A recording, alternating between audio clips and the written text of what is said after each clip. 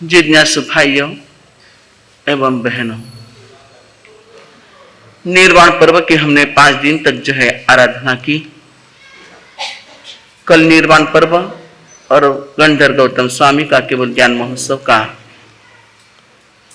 यह पर्व हमने मनाया। आज जो है नया वर्ष है ना, हैप्पी न्यू ईयर। बड़े महाराज साहब की ओर से आप सभी के लिए नए साल की बहुत सारी मंगल कामनाएं, मंगलमय आशीर्वाद।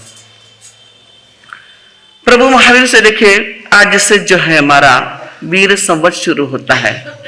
ईस्वी सन हमारा नहीं है, यह पाश्चात्य संस्कृति है, परंतु हमारा जो है वीर संवत आज से हमारा नया वर्ष शुरू होता है। कितना लगा, कौन बताएंगे? 2025। देखिए अपने यहाँ पर शके संवत चले हैं, विक्रम संवत चला है, वीर संवत चला है, ईस्वी सन चले, परंतु वीर संवत जो है 2548 पूरे होकर के 49वां आज लगा है, 2549। और आज से ही जो है हमारे यहाँ पर देखिए भारतवर्ष में विक्रम संवत भी चला है। वीर संवत पता चला कि प्रभु महावीर तीर्थंकर परमात्मा के नाम से जन निर्वाण के पश्चात वीर संवत का प्रारंभ हुआ, परंतु एक सम्राट के नाम से संवत चला, सामान्य चीज नहीं है। विक्रम राजा के, सम्राट विक्रम के जीवन की घटना में चंद मिनटों में आपके सामने रखूंगी, जो हमारे पूज्यवर फरमाओ ना, हमारे पूज्यवर हमेशा फरमाते थे, और यह उनका ही, उनकी प्रसादी मैं आपके सामने रख रही हूं। सम्राट विक्रम जो है प्रजापालक, प्रजावत्सल थे, और उन्होंने देखा कि मेरी प्रजा कहीं दुखी तो नहीं है, कहीं त्रस्त तो नहीं है। परिवेश परिधान बदल के जो है परिक्रमा लगाई और सत्य किया, तो पता चला कि काफी ऐसी मेरी प्रजा है कि जो कर्ज भार के नीचे दबी जा रही है। और कहते हैं कि सम्राट ने, आज का ही वह दिन था कि सम्राट ने, दीपावली का ही वह दिन था कि सम्राट ने सबके बही खाते मंगवाए हैं। सबके बही खाते में से जो जो कर्जा उनके ऊपर था, राजकोष से उनको भरपाई की गई है। और जितने कर्ज लेने वाले थे, जिनके पास देना था, उन धनाढ्य सारी श्रेष्ठियों को बुलाकर के कहा कि ये सारा कर्जा जो राजकोष से आपको दिया जा रहा है, आपके इस बही खाते को बिल्कुल नया क्लीन कर दीजिए और नई पद्धति से जो है आपको बही खाते शुरू करना है। अब तो शायद आपका सारा कंप्यूटराइज हो गया है ना, तो शायद ही बही पूजन या बही खाते लिखना अब शायद यह परंपरा कहीं होगी भी, कहीं नहीं भी होगी, परंतु नए बही खाते लिखने के पीछे उद्देश्य यही रहा है कि जो कर्ज भार से जो दबे जा रहे थे उनको कर्ज मुक्त करना। और सम्राट विक्रम के ऐसे अनेक विध घटनाएं, सुंदर सुंदर घटनाएं आती है कि उन्होंने अपने प्रजा के लिए तन मन और धन किस प्रकार से समर्पित किया था। तो ऐसे सम्राट के नाम से भी जो है विक्रम संवत आज जो है 2078 वह शुरू होता है। ऐसे वीर संवत और विक्रम संवत। आइए नए साल की जो है पूज्यवर के ओर से आप सभी के लिए मंगल कामनाएं। करना क्या है साल भर तक, पूज्यवर हमेशा फरमाते हैं, दानशील तप और भाव की जो है आराधना करें। हमारे साधना का सिंहद्वार अगर कोई है तो वह दान है। और आज बहुत सुंदर एक उपक्रम भी अपने यहाँ पर है, गौतम निधि का जो कार्यक्रम चल रहा है। ऐसे समापन के दिन 30 तारीख के दिन भी यह कार्यक्रम रखा, उस दिन भी मैं कहना चाहूंगी। परंतु आज जो है नए साल के दिन सभी ने लाकर के अपने कलश समर्पित किए हैं। कीजिए, देते रहोगे। और पूज्य और हमेशा कहते बंधुओं, जितना दोगे उतना तुम जिंदा रहोगे, और जितना देते रहोगे उतना बढ़ते रहेगा। देते नहीं है तो एक दिन जैव संपत्ति जो है, और आपने सुना है लक्ष्मी पूजन की कि लक्ष्मी भी वहां पर रुकती नहीं है। तो ऐसे दानशील तप और भाव की आराधना अपने जीवन में करें। साथ ही साथ कहना चाहूंगी, नए साल का प्रारंभ इस प्रारंभ में एक ही आप सभी के लिए मंगल कामनाएं, हम सभी के लिए एक ही प्रार्थना परमात्मा प्रभु से कि सभी के जीवन में प्रेम बढ़े, आत्मीयता बढ़े, संगठन बढ़े, परिवार का प्रेम और अपनापन जो है इसका शॉर्टेज हो रहा है।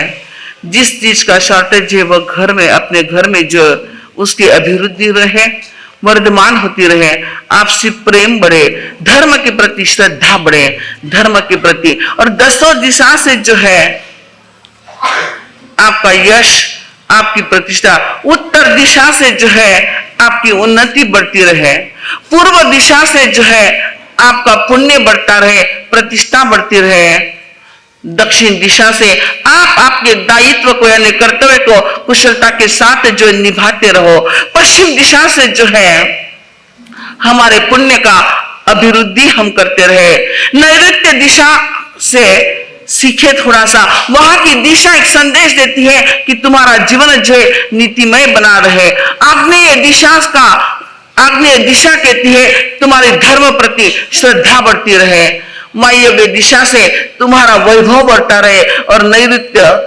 ईशान्य दिशा जो है ईश्वर की कृपा हम सभी पर बरसती रहे। ऐसे दसवीं दिशा से हमारा और आपका जो यश, कीर्ति, प्रतिष्ठा, धर्म, श्रद्धा सब कुछ बढ़ता रहे, अपने जीवन में शुभ हो, मंगल हो, कल्याण हो। और बंधुओं, जब भी लिखा जाता है पहले लाभ नहीं लिखा जाता है, पहले शुभ लिखा जाता है। जब शुभ कुछ किया है तो जीवन में प्राप्त होगा, लाभ होता है। अगर शुभ ही नहीं किया है तो लाभ कैसे होता है। और जो गौतम निधि का जो उपक्रम है बंधुओं, इसमें भी हमारा एक दायित्व बनता है कि उस गौतम निधि को, आप भी गौतम स्वामी की रिद्धि भी चाहते, शालिभद्र की रिद्धि भी चाहते, संपत्ति भी चाहते, परंतु उन्होंने अपने जीवन में किया था तो दिया, तब जाकर के इतना बड़ा है। और पूज्यवर हमेशा एक घटना जो फरमाते थे कि एक छोटा सा सहयोग किसी के जीवन के कैसे ऊंचाई की ओर, शिखर की ओर लेकर के जाता है। महर्षि कर्वे कौन थे पता है आपको? महर्षि कर्वे 100 साल पूर्व की एक घटना है। अर्धरात्रि को उनका दरवाजा किसी ने खटखटाया, रात के 12 बज रहे थे। महर्षि कर्वे जो पुणे विद्यापीठ के हमारे संस्थापक रहे, उन्होंने अर्धरात्रि को दरवाजा खोला और देखा तो घर में काम करने वाली नौकरानी थी। आश्चर्य लगा कि अर्धरात्रि को मेरे द्वार पर आने की इसको जरूरत क्या पड़ी है। वह जैसे दरवाजा खोला और महर्षि कर्वे के चरणों में गिर पड़ी और आंसुओं से उनके पैरों का प्रक्षालन किया है और कहती है, मेरे बेटे को प्राणदान दीजिए, मेरे बेटे को तेज बुखार आ चुका है। डॉक्टर ने कह दिया अगर फीस भरो तो इसका उपचार हो सकता है, अन्यथा इसका उपचार नहीं होगा। मुझे आपका एक छोटा सा सहयोग दे, मात्र 100 रुपए दे दीजिए। मैं एन प्रकार न काम करके कुछ दिनों में मैं आपके 100 रुपए वापस लौटा दूंगी, परंतु मेरे बेटे को प्राणदान दीजिए। महर्षि कर्वे के पास वह अनुनय विनय कर रही है और बंधुओं कहते हैं, क्योंकि महर्षि कर्वे का इंटरव्यू लेने के लिए जब आए थे, महर्षि कर्वे को पूछा गया था आप अपने जिंदगी के 100 साल जो पूरे कर रहे हो स्वस्थता के साथ, मस्ती के साथ, एक युवक की भांति आप 100 साल, नहीं तो लोग 100 साल के पूरे करते करते बिस्तर पर उनकी सांसें पूरी होती है, जीवन की यात्रा पूरी होती है, परंतु आप जो है आज भी एक युवक की भांति इतना काम कर सकते हो। आपने कौन से रसायन का, कौन से औषधि का सेवन किया जिसके कारण आज आप शक्ति संपन्न हो, स्वस्थ और निरोगी और तंदुरुस्त हो। तो महर्षि कर्वे ने कहा, अपने जीवन की घटना कही थी कि रात को 12 बजे जो है मेरे घर में काम करने वाली नौकरानी पहुंची है और उसके घर, उसने 100 रुपए की मुझे मांग की है।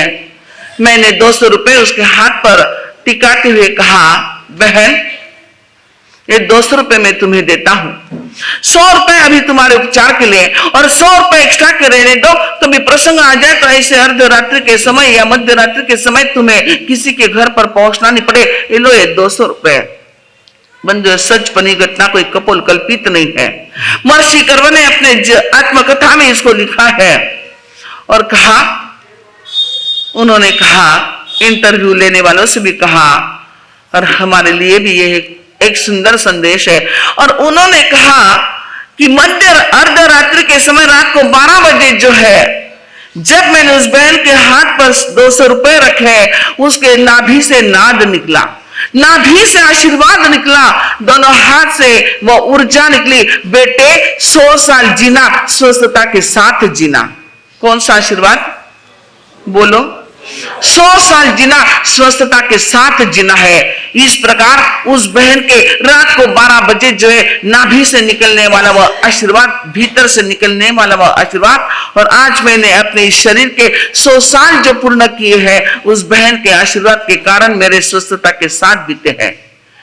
एक छोटा सा सहयोग गौतम निधि भी क्या करती है, एक छोटा सा सहयोग। आज सभी के सहयोग से यह गौतम निधि जो है, हमारे उपाध्याय जी महाराज साहब ने हमारे समाज की यह परिस्थिति को देखा, अपने साधुर्मी भाइयों के प्रति उनके भीतर और सब साधु संतों के भीतर और आपके भीतर में एक करुणा का निर्माण किया, और आपके सहयोग से जो उनका सपना जो है शिखर की ओर बढ़ रहा है, नए नए प्रोजेक्ट भी वो सोच रहे हैं। और हमारे यहाँ पर भी कहना चाहूंगी, जो हमारी पुरानी टीम थी, महावीर भैया है, विजू भावे, जितने भी थे, उन्होंने जो परिश्रम किया, शायद 14 साल तक उन्होंने इसको संभाला, मजबूत बनाया, समर्थ बनाया, और गुरु आज्ञा हो गई कि आप समर्थ हो गए, आप समर्पित हो गए, और नए मेंबर को जो ये चांस दीजिए, एक नई पीढ़ी जो सामने आ गई, और वह भी जो अग्रसर होने जा रही है। तो बंधुओं, इसमें भी देना है, एक साथ में नहीं देना, प्रतिदिन उस हुंडी में डालना है। और आज पूज्यवर की ओर से यही मंगल संदेश है कि आपकी सुख, समृद्धि और आरोग्य में जो है अभिवृद्धि होती रहे, परिवार में जो है प्रेम बढ़ता रहे, संगठन बढ़ता रहे, एक आत्मीयता की भावना निर्माण हो, एक साधर्मी की भक्ति के भाव हमारे भीतर में निर्माण हो, और परमात्मा प्रभु के ऐसे आशीर्वाद, ऐसी ऊर्जा, ऐसी एनर्जी मिले कि कहीं पे भी हमारे घर में लक्ष्मी की कहीं भी कमी न रहे, सभी को सुख, शांति और समृद्धि, आनंद की, प्रसन्नता की अभिवृद्धि होती रहे। इन्हीं भाव के साथ बोलिए